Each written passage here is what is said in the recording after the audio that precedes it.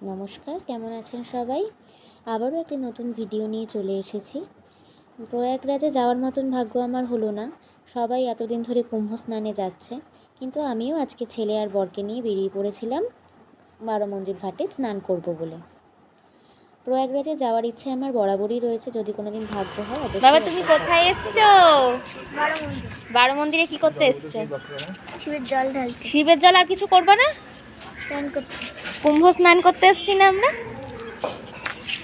চলো।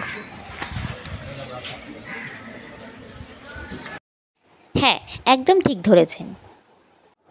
আমরা আজকে চলে এসেছি বারোমন্দির ঘাটে। এই যে দেখুন, খুব সুন্দর করে শিব ঠাকুরটি সাজিয়েছে, দেখেই চোখ জুড়িয়ে যায়।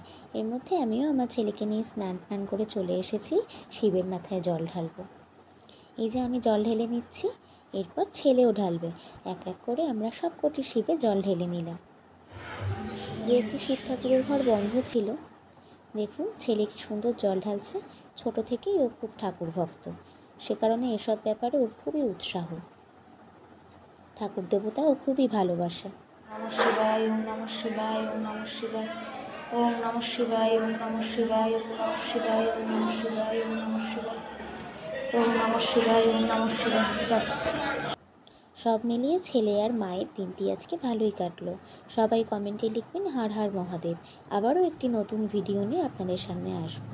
আজকের মতন আসি, সবাই ভালো থাকবেন, সুস্থ থাকবেন।